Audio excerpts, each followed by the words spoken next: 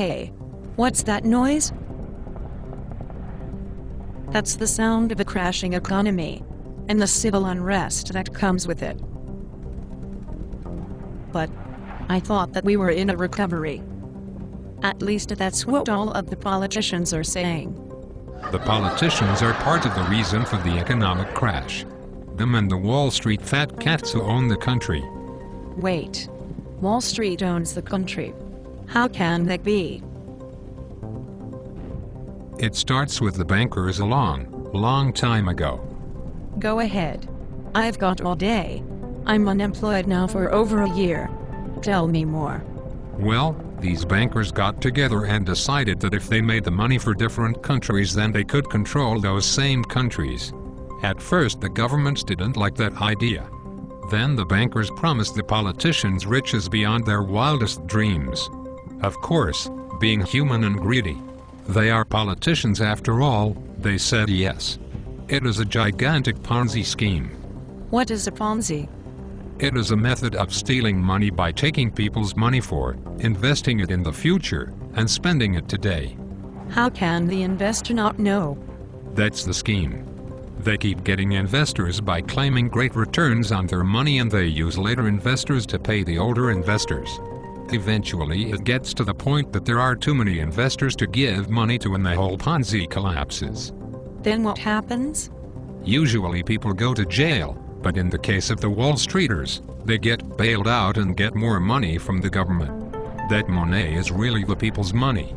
All of the people in the United States of America have been lied to. They are all economic slaves. Their labors have been auctioned off to the highest bidder, China, Brazil, India and others, and they are pawns in the game. What can the people do? Nothing. The majority of the people don't even know that this is happening. They have been lied to for more than 90 years since the Federal Reserve was created in the dead of the night. But the Federal Reserve is part of the government. How can that be? The Federal Reserve is about as federal as the Federal Express Company. The Fed is a worldwide private banking consortium that got its start in Europe hundreds of years ago. What can we do about the Fed? Audit them and expose them for the frauds and thieves that they are. But you must hurry. The government knows that the people are waking up to the facts. They are trying to destroy the United States dollar and institute a new world reserve currency. That would destroy the saving of millions of Americans and keep they slaves to the bankers for generations. Transfer paper money into tangibles, such as food storage, water filtration, weapons and ammunition and property. Get out of the cities and find a safe place. In a rural area. Grow a garden, raise some chickens, rabbits, and a goat or two, for milk and cheese. It sounds like you want people to step back in time. That's basically what we need to do to survive the coming economic tidal wave. The greatest depression the world has ever seen is on the doorstep of our once great nation. Now is the time to prepare before it is too late. I hear that the people of other countries are mad at their governments too. That's right. People around the world are waking to the fact that they have been lied to by the very governments that they thought were working for them. No longer will they stand for thighs.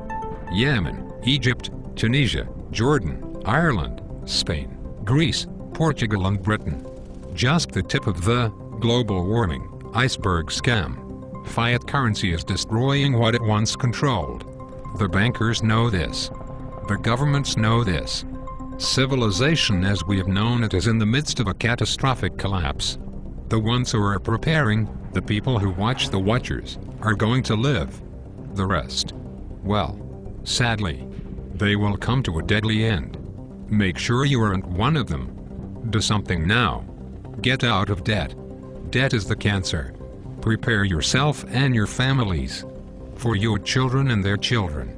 For our future as free sovereign men and women. Good luck and good night. Join the people who have become aware before it's too late. Visit at www.thesurvivalpodcast.com.